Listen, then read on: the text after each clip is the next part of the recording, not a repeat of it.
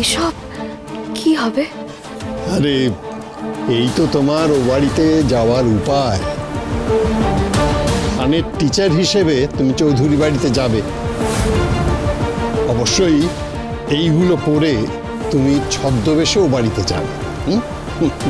তাহলে দ্রোণ বা অন্য কেউ তোমাকে চিনতেই পারবে না চিনি বলে।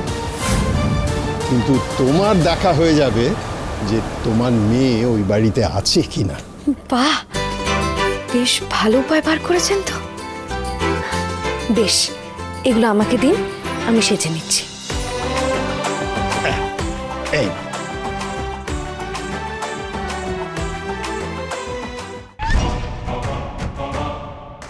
ও ঠাকুর, কেন এমন করছো বলো তো আমার সঙ্গে? আমি তো খুব মন দিয়ে তোমার গান গাই না বলো? মন দিয়ে তোমাকে কত ডাকছি মাকে পাইয়ে দেওয়ার জন্য।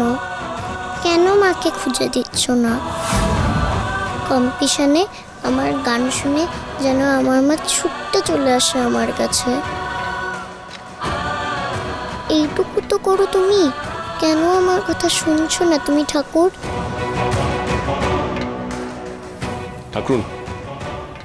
ঠাকুর তোর কথা শুনেছে। শুনেছে? মাকে খুঁজে পেয়েছো বুঝি তুমি? কোথায় আমার মা, কোথায়? না রে, তোর মাকে খুঁজে পাইনি, কিন্তু পেয়ে যাওয়ার রাস্তাটা খুঁজে পেয়েছি। একটা উপায় পেয়েছি, তোকে কম্পিটিশনে গাওয়ানোর। হ্যাঁ রে, আমি একজন গানের টিচার খুঁজে বের করবো তোর জন্য। আর সে যদি রাজি হয় তাহলে সে তোর দায়িত্ব নিয়ে তোর গার্ডিয়ান হয়ে নাম দেবে তোর। উনি রাজি হলেই তুই কম্পিটিশনে নাম দিতে পারবি। সত্যি আমি গাইবো এই কম্পিটিশনে? তাহলে তো মা আমাকে টিভিতে দেখতেই পাবে, আর দেখলেই ছুটতে আসবে। ঠাকুর, তোমার কাছে নালিশ করছিলাম, তুমি যেন রাগ করো না।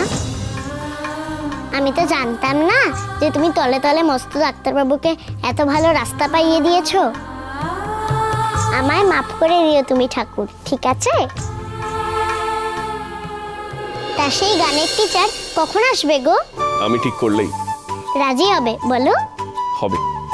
কি আনন্দ, কি আনন্দ! আমি কম্পিটিশনে গান গাইবো, মা আমাকে দেখবে, আর আমাকে দেখেই আমার কাছে পড়ে যাবি। ঠাকুর, কি মজা, কি মজা! ঠাকুর পড়ে যাবি, দাঁড়া।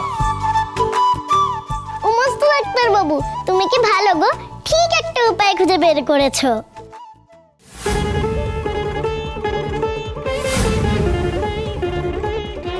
দেখুন চিনি নতুন অধ্যায় প্রতিদিন রাত 10:30টায় স্টার জলসায়।